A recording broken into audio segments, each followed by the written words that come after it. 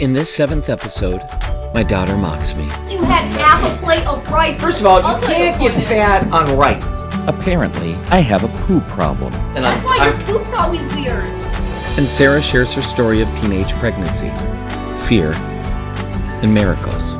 She keeps me humble daily. I'm grateful.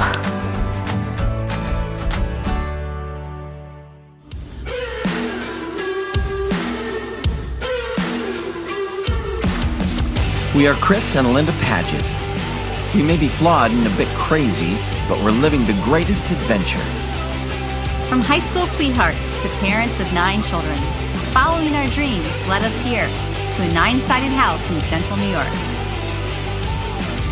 In our little paradise, we have connected with the simpler life of family, faith, and very naughty farm animals. We're taking this once abused and neglected piece of land and making it into our happy place. I feel like if you're eating like militant eating, like basically you can't have any dessert, no happiness. Oh, forget French fries. Then It's all about in moderation. If you don't eat. I do eat in moderation. The look of shame Linda gives me when I go to try to get a little bit more. Oh yeah, I think I asked her, can I have some more rice last night? I thought That's because you had half a plate of rice. Like, how can one digest that much rice? Listen, that's why your poop's always weird. Have you looked at my poops? No, you always talk about it. You've never seen my poops. No one has really ever seen my poops. They're secret Well, poops. we've smelled it, and I think people who eat that much rice is why it smells like that. Because it's like a war zone in your stomach trying to break through this rice. First of all, I'll you tell you can't what get it fat on rice.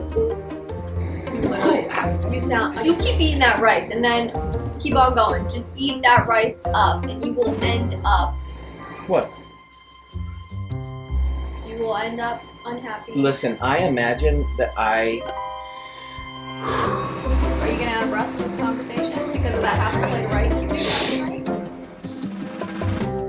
night? So we have 9 children, 5 girls, 4 boys. Our oldest is 26 and our youngest is 7. Sarah's our second oldest, and she lives right across the road from us in the tiny house. And that's been pretty awesome for us on the property. So every day we get to hang out with little Audrey, and we get to basically be in their life, at least for a little while longer. It's very probable Sarah's going to be getting married to Dean, who has been in her life from the very beginning. Her cadence is very much like me, and so she is very sensitive to what's going on emotionally around her. She has a great empathy for people, cares for people deeply, and so it's not a surprise that she ended up working in nursing. And I'm very proud of Sarah. She's had a number of kind of little bumps in the road. Sarah was in her freshman year of college. She had just gotten out of high school, was 18 years old, and she got pregnant. I knew my faith, and I was very educated on it. I loved my faith. I practiced my faith, and I was still doing the normal routine of being a Catholic, but living very much not so. I remember one night in particular drinking heavily, and the next day I woke up in shorts that weren't mine with throw up all over my hair and had no recollection of what happened that previous night. For me, that was terrifying, obviously.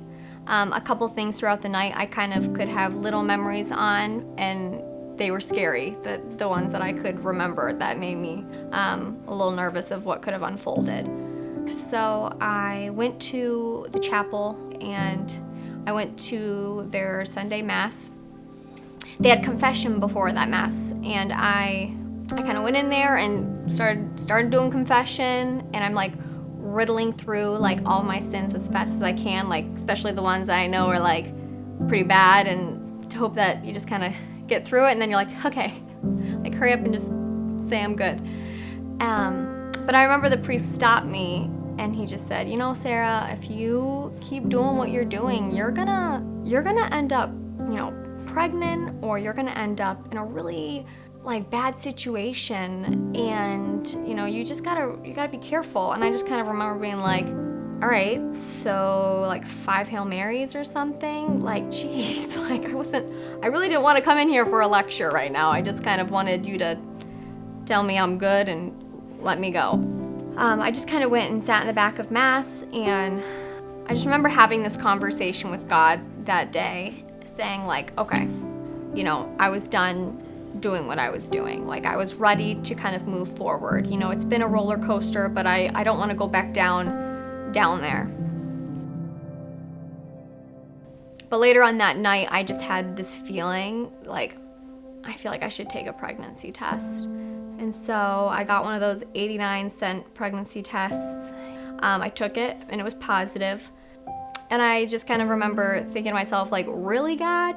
Like, do you remember that conversation we just had? Like, I went to confession, we went to Mass, I told you, like, I was done with this. I felt like we heard each other, and now you're gonna do this to me? I kind of felt pretty angry and frustrated. That was kind of my instant feeling. And then I got flooded with all the other feelings, which were, you know, fear, basically. And it was just kind of feeling of like, I just started college. This is supposed to be, you know, the best experience ever. Like, I don't want to lose that. How I'm going to tell my parents, they're in the ministry world, that's going to look really bad on them. Let alone, they don't even know what I've been up to. They have no idea the kind of stuff that I've been doing, because I've always been a really good liar with them. And then I think another thought is just like, I don't even know this guy really well. Like, I don't even know, like, myself really well. And so all of these kind of flooded feelings just hit me of kind of being like, whoa, like, I can't do this right now. I was always that person in religion class when the pro-life conversation would come around that, you know, if you're not ready to take on the responsibilities or consequences of what sex could bring, then don't do it. So, you know, and I've gone to March for Life. I've sat in morality class, absorbing it all and responding and getting into those debates, you know, all of the above. So all of a sudden it was just kind of like eating my own words right now. So I went to Planned Parenthood because I didn't want to go to my doctor's office, a regular walk-in or something, because I was under my parents' insurance, and I didn't want them to see that I was getting a pregnancy test or something. They sat me in a room with this woman, and she's like, you just probably started college. And I said, yep, I just started college. She's like, well, I mean, you have your whole life ahead of you, and we can talk about your options of abortion, and you're probably still really early on, and, you know, we can talk through of your different options of types of abortions that you could have. So she's like going through all this, and I'm just kind of like thinking like, okay, like, she's right. You know, I could have an abortion right now. I'm probably actually really early on. I'm probably only a couple weeks right now. No one would know. My parents don't have to know. This dude doesn't have to know. I can stay in college with my best friend, figure out what I want to do, you know, just start over, like go back to, you know, being young and figuring myself out. And but instantly, like right when I was rationalizing through all of this, I had this like instant feeling of like, hold on, Sarah, you know you're not the same person that you were before you took that pregnancy test. And it was just like this peace feeling almost of like, you're right. Like no matter what decision that I make right now, whether or not I take this woman's advice and have this abortion or continue this pregnancy and figure out what to do with that, I'm never going to be the Sarah that I was before that pregnancy test said yes. That Sarah is gone. I'm already like, I can't go back. Like I'm not, no matter what, if I want to squash it, I'm not going to be the same. So, you know, I just said thanks and I left.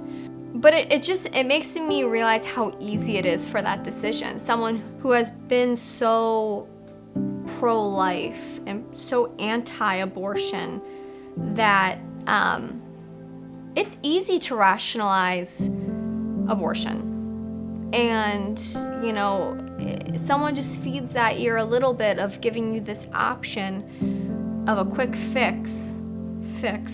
It's appealing. And I genuinely thought about it in that moment. But I didn't, and I walked out of there, and I ended up then moving towards telling my parents. So I felt guilty and sad for them to have to hear these news, and that here I am, kind of like this black sheep in the family, sinning, but they both were just like instantly encouraging, and a lot of people don't have that, and I've always been grateful for that support. I was traveling at that time when the news came out. Chris said, when he came home, he said, the way we respond to Sarah right now in her greatest moment of need is what she's going to remember for the rest of her life. Sarah came up to me and I gave her a big hug, and I said, praise God for this baby. I'm so grateful for this child. I said, your timing is horrible, but praise God for this baby. Right when he walked through the door, he just ran over to me and hugged me and said, I don't know what your next step is or what you're gonna choose to do with this baby, but I'd love to be a grandpa. Again, I've been thinking about this for a while lately, that you can have an idealized version of what your marriage is going to look like, what your kids are going to look like, but the reality of that, like, that's where you need to be a mom and a dad. That's where you really need to be a husband and a wife. Like, the reality in that difficulty, in that struggle, like, that's when you need to step up to the call that you have as a parent and as a, as marital relationship. And so I felt like in that moment for us as parents, like, we really needed to love our daughter who was facing the most monumental thing in our life at that time.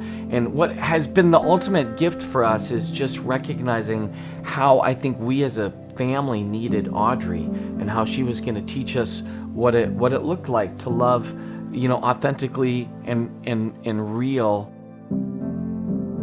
I think it also shows the quality of character in Sarah. Oh my gosh, yes. Because this was something that was such a obviously not in her plan book, but she didn't allow this to make her angry. It didn't give her an excuse to behave worse. It made her a better person. How I look at it now is God kind of looking at me as this, like, I have no idea what I'm doing, like, just completely loss of direction. And God was kind of like, here, I'll give you some direction, this is the way you're gonna go. And to where I think, and then it was also a humbling experience. I think, in our faith, we need to have some humility. And I think that's something that I definitely gained throughout my pregnancy, and that just motherhood in general introduces. And I just think it's necessary as human beings to experience a really humbling experience, just to kind of be like, listen, I can't hide by my lack of perfection. I'm imperfect, I struggle, and I'm just gonna own it. And that to me is kudos to her, that she's allowed this to change her into a better person and not bring her down. And by the way, a pregnant, unwed mother is not the mistake. That's not a mistake, that's a miracle. She's been nothing but a blessing in my life. It's been a struggle, but what God's done by putting Audrey in my life is kept that direction to be like, when I see Audrey, I see God, because I see how, like, He worked in my life. Well, I picked the name Audrey because it means noble strength, and Veronica's her middle name, because Saint Veronica. So they both are kind of showed noble strength is what she gave me through my pregnancy, and just by saying yes to life. And then Saint Veronica was a courageous woman who was able to walk out amongst the chaos and confront Jesus and wipe his face and be that kind of strong woman. And I feel like she's already so beautifully like fit into that name. And I feel like she is a sassy, independent little lady. She keeps me humble daily, and I'm grateful.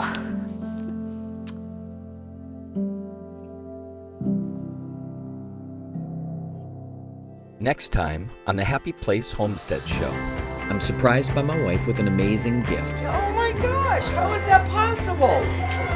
I'm finally able to eat. Extra butter on these. My wife told me I can have as much butter as I want. And when it's all said and done, faith and family really is everything. It's beautiful. I mean, I love being a dad. It's who I am.